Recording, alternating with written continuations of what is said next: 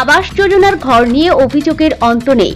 এবার বাংলা আবাস যোজনার ঘরের টাকা নিয়ে চম্পট দেওয়ার অভিযোগ উঠল এক ব্যক্তির বিরুদ্ধে। প্রথম কিস্তির টাকা ঢোকার পর থেকে তাকে হুন্ডে হয়ে খুঁজছে পঞ্চায়েত কর্মীরা। চাঞ্চল্যকর ঘটনাটি ঘটেছে উত্তর 24 পরগনার চাঁদপাড়া গ্রাম পঞ্চায়েতের ঠাকুরিয়ায়। পঞ্চায়েত সূত্রে জানা গেছে, সুকুমার মণ্ডল নামে এক ব্যক্তি 2018 সালে ঠাকুরিয়া এলাকায় একটি জমি দেখিয়ে বাংলা আবাস যোজনার ঘরের জন্য আবেদন করেন। সার্ভে করার পর ঘরের জন্য ছাড়পত্র দেওয়া হয়। সম্প্রতি আর 5 জন উপভোক্তার মতো ঘর করার জন্য প্রথম কিস্তির 60,000 টাকা ঢোকে।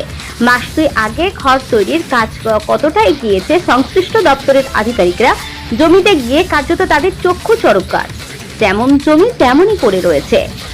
ঘরের কাজ শুরু করা তো থাক দূরের কথা, সেখানে পড়েনি এক টুকরো ইট, বালি বা পাথর। পঞ্চায়েত প্রধান দীপক কুমার দাস বলেন, 2 মাস ধরে সুকুমার মণ্ডলকে খুঁজে পাওয়া যাচ্ছে না। নিরুপায় হয়ে পঞ্চায়েতের পক্ষ থেকে নোটিশ টাঙিয়ে দেওয়া হয়েছে।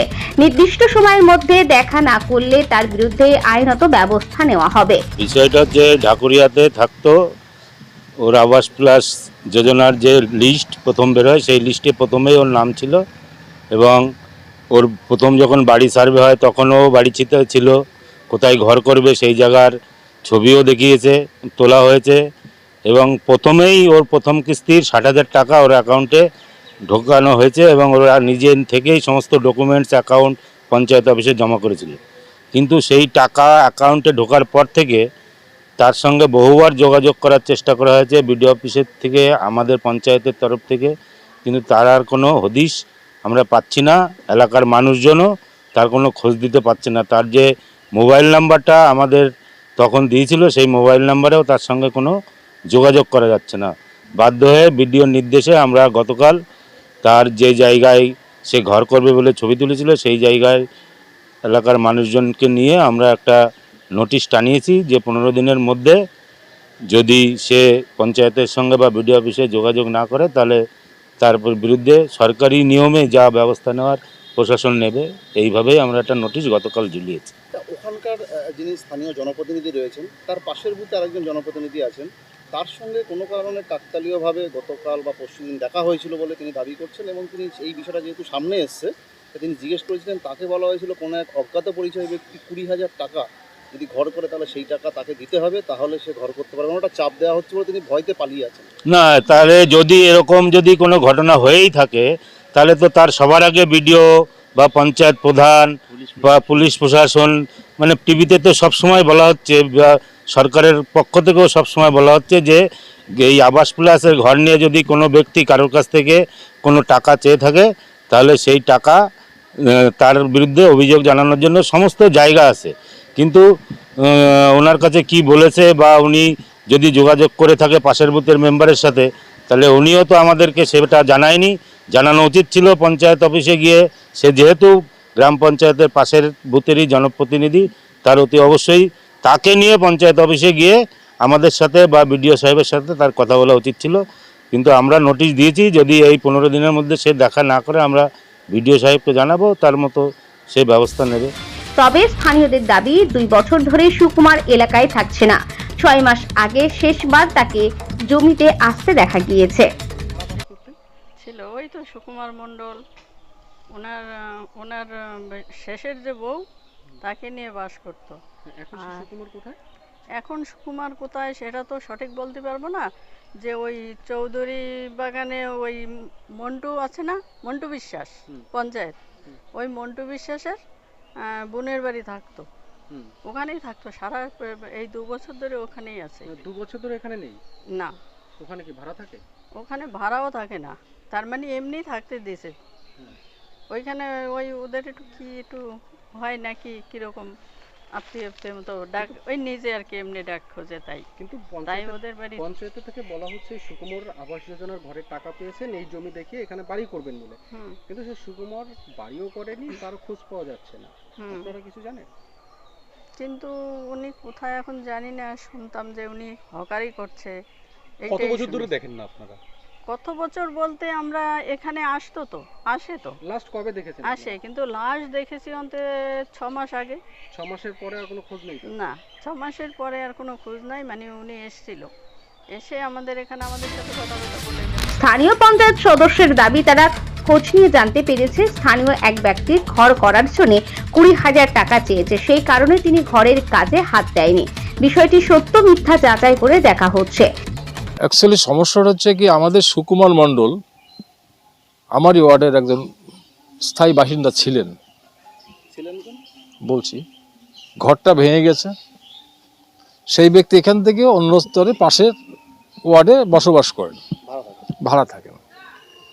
এবার গরিব মানুষ হিসেবে তাকে একটা সুব্যবস্থা করার চিন্তা ভাবনা আমরা নিয়েছিলাম পঞ্চায়েত থেকে।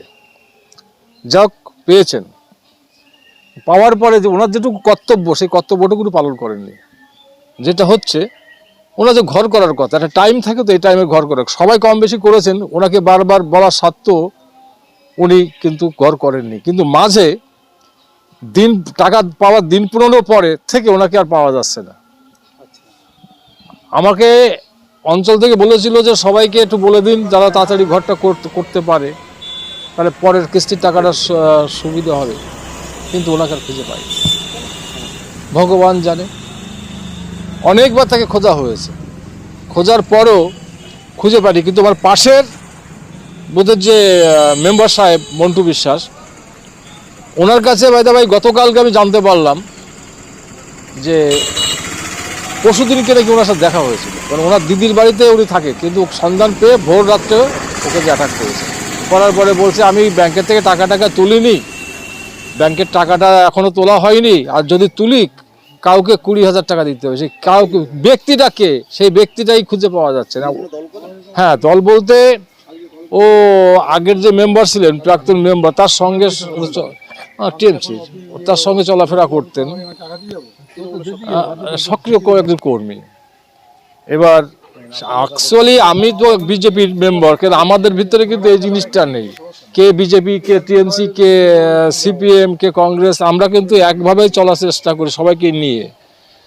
গরিব মানুষ পাক, তা আমিও চাই যে ভদ্রলোক ঘর করুক এখানে। সে তো এখানে করে ভেসে বেড়াচ্ছে, সরকারের টাকা তো কম বেশি সে পেয়েছে, আর ঘর না করলে বাকি টাকা তো সে পাবে না। কিন্তু উনি পালায়ে বেড়াচ্ছেন কিসের জন্য, কোন কারণে আমি বুঝতে পারছি না।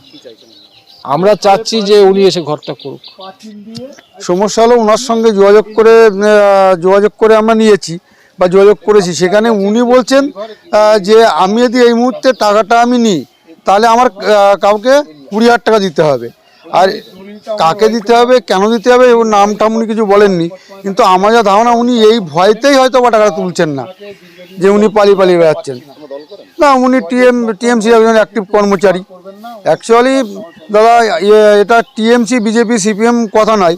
মেন কথা, এলাকার গরিব মানুষ আমরা, বা তথা এই ওয়ার্ডের যিনি পঞ্চায়েত আছেন বিকাশ রায়, তিনি কিন্তু এটাই কখনো দেখেননি। উনি দেখেন যে গরিব মানুষ যে দলই করুন না কেন, কোনো রঙের ব্যাপার নাই, যে উনি ঘর পান। কিন্তু এই মুহূর্তে টাকাটা ওনার কাছ থেকে নেওয়া, আর এই টাকাটা নিচ্ছে, তার জন্য কিন্তু ভয়তে ঘর করছে না। এটা কিন্তু আমরা এই অঞ্চলেও জানিয়েছি, সবাইকে জানিয়েছি। আমি চাই, বা আমরা চাই, যে উনি সঠিকভাবে টাকাটা ইউটিলাইজ করুক বা খরচা করে ঘরটা করুক, গরিব মানুষ। তো আমাদের এইটাই আবেদন যে কর্তৃপক্ষকে এটা দেখা উচিত যে এর অগোচরে বা পেছনে যে কারা ইনভলভ আছে, সেটা তদন্ত হোক আমাদের। গাইঘাটার ভিডিও নীলাদ্রি সরকার বলেন, ওই ব্যক্তির সন্ধান না পেয়ে ব্যাংকে খোঁজ নিয়ে আমরা জানতে পেরেছি আবাসের ঘরের টাকা তিনি তোলেননি। 15 দিন সময় দেওয়া হয়েছে তাকে। আমরা চেষ্টা করছি যাতে তাকে দিয়ে ঘরটি করানো যায়। হ্যাঁ, একজন ব্যক্তি, ওনার বাড়ি আমরা যেটা এখন করতে হচ্ছে, ওনার নাম হচ্ছে সুকুমার মণ্ডল।